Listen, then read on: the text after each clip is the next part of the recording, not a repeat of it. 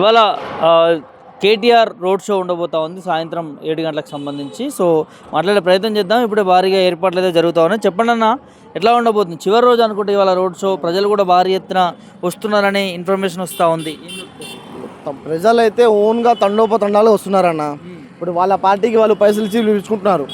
మా దగ్గర కేసీఆర్ సార్ని మిస్ అవుతున్నాం, కేటీఆర్ గారిని మిస్ అవుతున్నాం, వారి పరిపాలన మిస్ అవుతున్నాం అని చెప్పి తండోపతండాలకు ప్రజలు స్వచ్ఛందంగా వస్తూ ఉన్నారు. డైలీ చూస్తున్నారు, ప్రజలు వస్తున్నారు. ఈ ప్రజల్ని బట్టి వారు స్వచ్ఛంగా వచ్చేదాన్ని బట్టి మా గెలుపు అనేది అప్పుడే ఫైనల్ అయిపోయింది.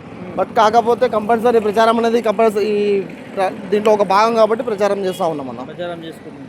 నేను ముఖ్యమంత్రి మాట్లాడుతూ ప్రచారంలో కాంగ్రెస్ పార్టీ ఉన్నది కాబట్టి ముస్లింలకి గౌరవం ఉందన్నట్టుగా వ్యాఖ్యలు చేశారు. ఎట్లా చూస్తారు ఒక ముస్లిం సోదరుడుగా? అలా చూడండి, కాంగ్రెస్ పార్టీ ఉంటేనే మొన్న ఒక మీటింగ్లో కాంగ్రెస్ రైతోయి మళ్ళీ సెకండ్ డే ఏమన్నాడు, కాంగ్రెస్ ముసల్మాన్ రైతోయి కాంగ్రెస్ అని సెకండ్ డే షేక్పేట్లో మాట మార్చాడు. ఇవన్న రేవంత్ రెడ్డి నిన్న మొన్న అధికారం కోసం అది పేమెంట్ సీటు, ఆయన పైసలు ఇచ్చి కొనుక్కునే సీటు. ముస్లిమ్స్ వాళ్ళ చరిత్ర ఉంది. దాదాపు 800 సంవత్సరాలు పరిపాలన చేసిన వాళ్ళు ముస్లింలు. భారతదేశాన్ని 800 సంవత్సరాలు పరిపాలన చేసిన ముస్లింల చరిత్ర ఉన్నది. ఇప్పుడు మన హైదరాబాద్లో చూసుకోండి, ఇప్పుడు ఒక ఉస్మానియా కావచ్చు, ఒక మన చార్మినార్ కావచ్చు, ఇవన్నీ ఆ కాలంలో ఉన్నాయి. కాంగ్రెస్ 40-50 సంవత్సరాల పార్టీ. ఆ పార్టీ ఆయన నిన్న మొన్న కొత్తగా వచ్చిన బిచ్చగాడు, ఆయన నిన్న మొన్న వచ్చిన కొత్త బిచ్చగాడు పొద్దుడు కూడా అది సంథింగ్ సామెత ఉంది కదా, ఆ విధంగా ఆయనకి ఏం తెలియదు, బేసిక్ నాలెడ్జ్ బి లేదు. ఆయనకి ముస్లింలు ఏంటంటే మొన్న రీసెంట్గా కొన్ని సర్వే సంస్థలు ఏం చేసినాయంటే మొత్తం మైనార్టీ వన్ సైడ్ బీఆర్ఎస్కే మద్దతు అని చెప్పేసి వాళ్ళు వైరల్ చేయబట్టి ఈయన కొంచెం దిమాగ్ సర్కాయించి ఏమైపోయింది, ఇక నోటికి ఎట్లా వచ్చిందో అట్లా ఇష్టం వచ్చాడు మాట్లాడుతుంది. అట్లా ఈ రూట్లో ఆయన ముస్లింలు ఉంటేనే ఉంది అని చెప్పేసి అన్నాడు. దాని తర్వాత ఆయన గీతంలో క్షమాపణ అడుక్కున్నాడు. తర్వాత లోపల వాళ్ళ క్యాడర్ కూడా పోయి ఏదో తప్పు అయిపోయింది అన్నారు. ఇప్పుడు నిన్న ఫ్రైడే ప్రేయర్స్లో చూడండి, మా ముస్లిమ్స్ ఇమాంలు ఉంటారు కదా, ప్రతి ఫ్రైడే ప్రతి మస్జిద్లో వాళ్ళు స్వచ్ఛందంగా ముస్లిమ్స్ ఇట్లా అనేటువంటి వీనికి బుద్ధి చెప్పాలి మీరు ఇప్పుడు అని చెప్పేసి ప్రతి మస్జిద్లలో ఈ విధంగా చేశారు.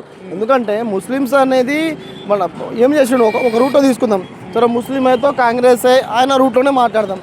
ఏం చేసిండు ముస్లిమ్స్? ఈయన ఏమన్నాడు, 4,000 కోట్ల బడ్జెట్ దే దేంగే, ఓనా తో और 1,000 करोड़ दे देंगे, ఏడా దే దేంగే तुम 4,000 కోట్లు ఇచ్చినది 2,500 చిల్లర కోట్ల బడ్జెట్ కేసీఆర్ గారు ఇచ్చారు. 50 లక్షలు ఉన్న ముస్లింలకి తెలంగాణ రాష్ట్రం మొత్తంలో 2,000 కోట్ల చిల్లర బడ్జెట్ కేసీఆర్ గారు ఇచ్చారు.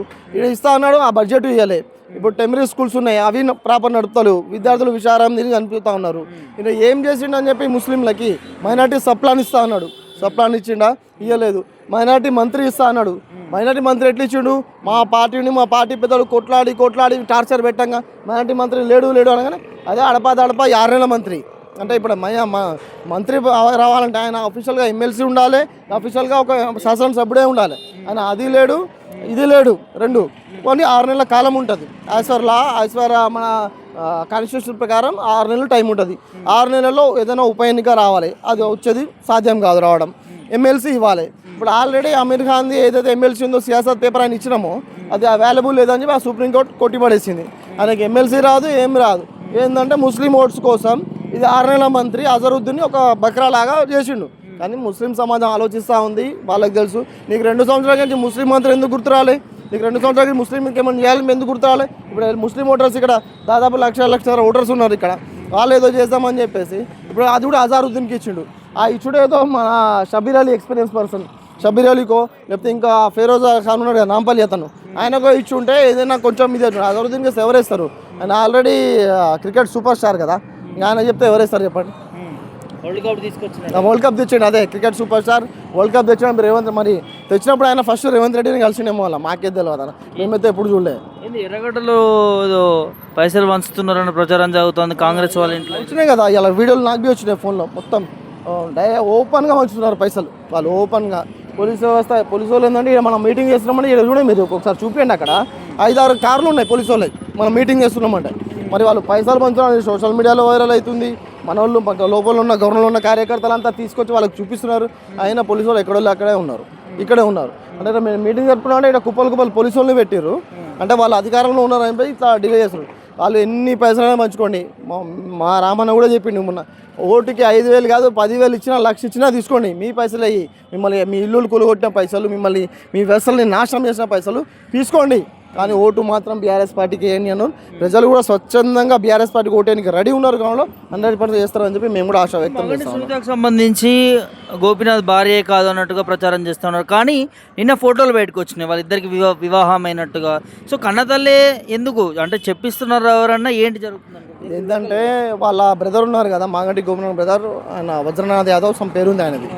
ఆయన వాళ్ళ తల్లి కలిసి ఆయనకి ఏదో సీట్ ఇస్తారు బీఆర్ఎస్ పార్టీ నుండి, ఆయన ఏదో చేద్దామని కొంచెం గ్రౌండ్లో కొన్ని ప్రయత్నాలు చేసిండు, అవి విఫలమైనాయి ఆయనకి. ఇక ఏం చేయాలి ఆయనని?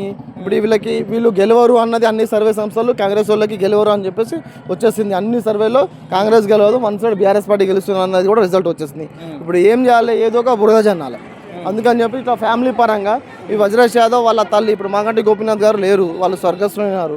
ఇప్పుడు వాళ్ళ అన్నని వజ్రనాథ్ యాదవ్, వజ్రేష్ యాదవ్ సమ్ ఏదో ఉంది ఆయన పేరు, వజ్రనాథ్ అనుకుంటా. సో ఆయన తీసుకొని వాళ్ళ అమ్మని తీసుకొని పెళ్లి కాలే ఇల్లు కాలే అని చెప్పేసి అన్నారు. ఇప్పుడు వాళ్ళ పెళ్ళి అయినాయి, వాళ్ళకి 3 పిల్లలు ఉన్నాయి, ఈచ్ అండ్ ఎవ్రీథింగ్. ఇలా ఫొటోస్ అన్నీ వాళ్ళు ఇచ్చారు మీడియాకి, సోషల్ మీడియాలో వైరల్ అవుతూ ఉన్నాయి. ఏమైంది ఇక్కడ కూడా బొబ్బ అయింది. అవసరం ఎక్కడైనా ఎవరైనా నిజాలు తెలుసుకోవాలి. ఏదో నోటికి వాడేదో చెప్పిండు, వీడియో చెప్పిండు అనిపిస్తే ఏమైంది? ఇంత పెద్ద పార్టీ పబ్లిక్ కూడా తూతూ అయింది. ఏదో ఒక 4-5 ఓట్లైనా నీకు వస్తుండేనేమో మేబీ. ఇవాళ నువ్వు చేసినప్పుడు ఈ చిల్లర పనికి అవి కూడా పోయినాయి, అవి కూడా రావు. డిపాజిట్ కూడా రావన్నా. ఎందుకు? వాళ్ళకి ఏముందన్న రానికి? వాళ్ళు ఏం చేసినారు? వాళ్ళు 6 గ్యారెంటీలు, 13 పథకాలు, 420 హామీలు ఇవి అన్నారు. 6 గ్యారెంటీలు అమలు చేసిరా? చేయలేదు. ఉండేది ఒకటి ఫ్రీ బస్సు. ఆ ఫ్రీ బస్సులో బస్సుల్లో సీట్ల కోసం డిస్ట్రిబ్యూషన్ కొట్టుకుంటారు. తర్వాత మన ఆటో అన్నాలు బిజినెస్ లేక ఆ ఫ్రీ బస్ వల్ల దాదాపు 160 మంది సూసైడ్ చేసుకొని చనిపోయినారు ఆటో అన్నాలు. ఇంకా మిగతా ఏం పథకాలు చేసినావు? కేసీఆర్ గారు ఇంట్లో కూర్చోబెట్టి సంక్షేమ పథకం ఇచ్చిండు. 400 చిల్లర సంక్షేమ పథకాలు, న్యూట్రిషన్ కిట్ దగ్గర నుండి చచ్చిపోయే ముసలికి పెన్షన్ వరకు ఇంట్లో కూర్చోబెట్టి సంక్షేమ పథకం ఇంటికి చేర్చేదాన్ని ఘనత కేసీఆర్ గారు. ఏమన్నా నువ్వు ఇచ్చింది ఏం లేదు. జిరాక్స్ల దుకాణం చోటు ఒకటే తిప్పుతున్నావు ప్రజల్ని, జిరాక్స్లో పట్టుకొని. ఈరోజు బాగుపడింది ఒకటి కాంగ్రెస్ చిన్న కార్యకర్త దగ్గర నుండి పైన మంత్రి వరకు, ఇంకొకటి జిరాక్స్ షాప్ అతను బాగుపడింది కాంగ్రెస్ ప్రభుత్వం వచ్చినాక. అంటే జిరాక్స్ షాప్లో జిరాక్స్ తీసి సర్టిఫికేట్ చేసేసి అట్లనే. ఏం కాలంలో ఉన్నామన్నా? ఇలా మనం చాయ్ బండి దగ్గర చాయ్ తాగితే 10 రూపాయలు గూగుల్ పే చేస్తున్నాం. మనం సోషల్ మీడియా కాలంలో ఉన్నాం, ఆన్లైన్ కాలంలో ఉన్నాం మనం.